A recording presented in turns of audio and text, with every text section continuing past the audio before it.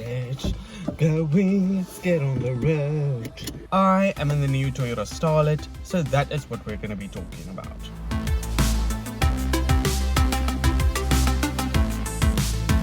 So the Starlet is kind of new on the scene, but also kind of not new, because it's basically the Suzuki Baleno that has been on the market for quite a bit, but now the Toyota Starlet received a facelift, so now this is the new generation, and I hope all of that made sense that I said just now. So there are three variants to choose from in the Starlet: the XI, XS and the XR. And I'm in the XR. Okay, following? Let's go.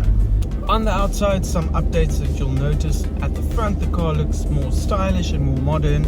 New LED daytime running lights that you get on this XR model. They've even added some carbon fiber to the front bumper. That is 100% real carbon fiber.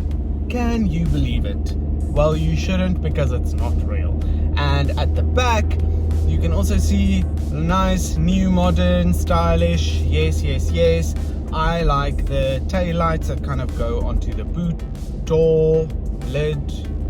The boot. You get 16-inch alloy wheels on this XR model that are kind of average looking, according to me. But we know I like a pretty rim on a car, so I judge them quite harshly.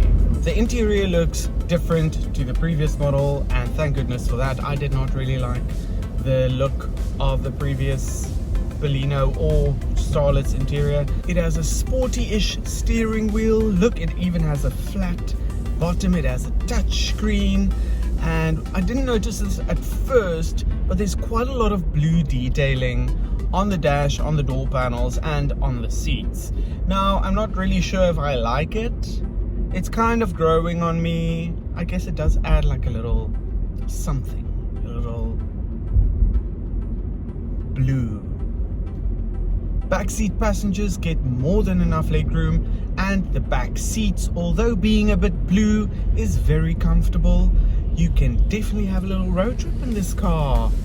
The Starlet has 314 liters of boot space, which is more than enough for your bits and your bobs and your luggage, probably. So let's talk about features. You get Apple CarPlay and Android Auto standard across the range.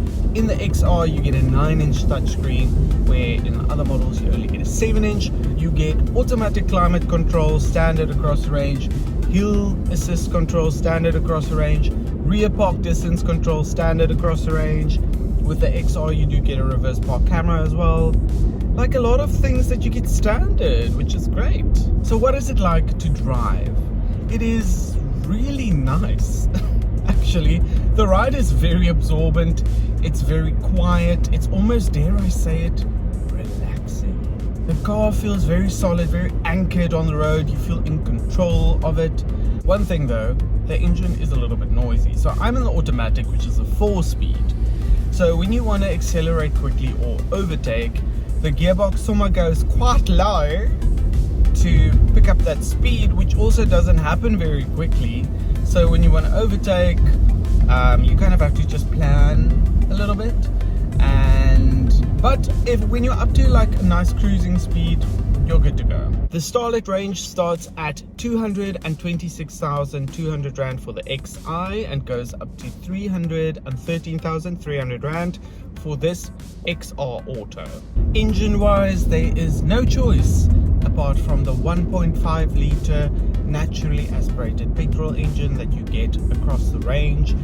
It produces 77 kilowatts of power and 138 Newton meters of torque, and that is either mated to a 5-speed manual or a 4-speed automatic gearbox.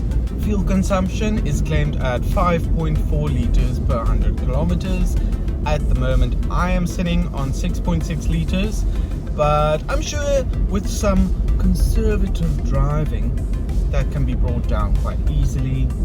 So I guess the direct rival to the Starlet would then be the Baleno, but they are kind of practically the same thing. There are some differences. So for the top spec Baleno, you pay more than 17,000 Rand less than you pay for the Starlet.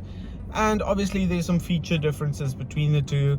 So I guess it'll all come down to which brand you prefer. Or, I don't know, maybe you think the one looks better than the other one, although they kind of look the same. So Toyota Starlet, although your name is a little bit strange, you are perfectly adequate.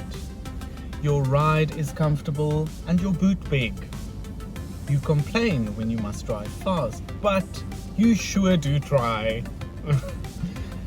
Not sure why this turned into a poem now, but you know what?